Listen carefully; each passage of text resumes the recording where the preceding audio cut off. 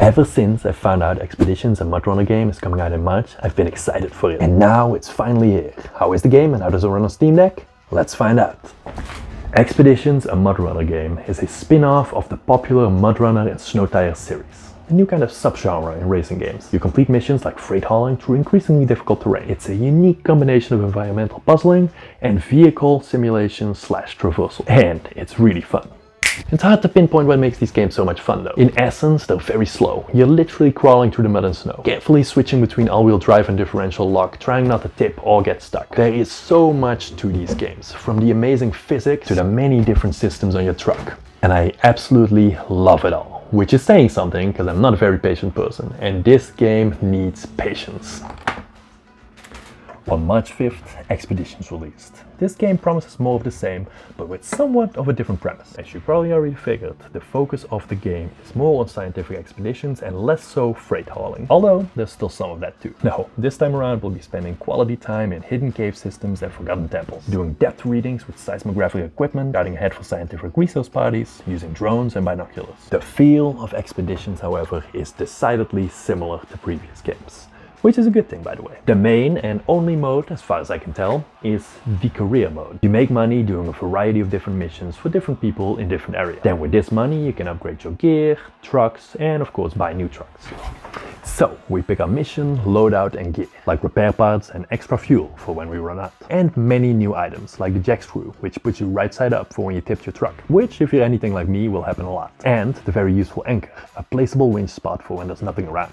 In the garage you upgrade and customize your vehicle, with a boatload of different options, all depending on the mission parameters. Different engines, tires, gearboxes, different attachable modules for hauling different loads. There is a lot to see and do here, and I have to admit, I have just as much fun in the garage outfitting my trucks and cars as I have in the actual missions, which is saying something because the actual missions are the fun bit of the game. Now that we finally outfitted our truck, in my case an hour or so later, we can finally get on with the mission. Boom! We get dropped at our base camp or other such place and let the puzzling commence. I mentioned puzzling because that's what I feel like you're doing in this game. The game gives you a quest marker and how you get there is up to you. Usually this means finding some high ground to use either your binoculars or your drone to scope out a viable route. And then it's traversing time. And let me just mention here that this game is not for everyone. When I say traversing time, I mean that in the slowest sense of the word. It is not uncommon to take half an hour to get to the final quest marker. You progress a bit, then you get stuck, you need to turn around to find a different route. Like I said, puzzle game. But to let you solve these puzzles, a lot of cool gadgets are at your disposal. I already mentioned the drone and binoculars, but what about an echo sounder to see how deep waters are? And of course the all-important winch to literally pull you out of harrowing situations. There's a tire inflation system, deflated tires are better for crawling over rocks, and of course there's all-wheel drive and lock differential. I know this sounds like a lot, but the game does a good job explaining itself in the first 5 or so missions in the tutorial area. I don't know what it is about this game, but to me, figuring out how to get to some seemingly unreachable outcropping is very relaxing. Just taking it bit by bit, and then the ultimate payout when you finally get to that mission marker is very satisfying. Although, I have to say, the missions in SnowRunner, especially the ones hauling gear and material, felt more satisfying to me. These missions are more related to scouting areas.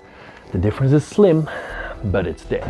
Alright, finally, let's talk a bit about performance on the Steam Deck. All the footage you've seen so far has been on high setting, giving me decent performance with frames between 30 and 40. And since this is such a slow game, that works just fine for me. Here's some more settings from low to ultra. With low settings coming very close to that 60 frames per second, and ultra mostly between the 25 and 30 range, not quite playable. I think this game runs very well on the Steam Deck. Downgrade the graphics a bit for 60 frames per second, or even run it on high for a very stable 30. The game is $39.99 for the base edition or $59.99 for the year 1 edition, which over time will come with extra missions, vehicles and biomes, stuff like that. Or if you're not sure about spending that much money, Snow Tires, an amazing game in its own right, is only $14.99 and might be the better game. And that's it.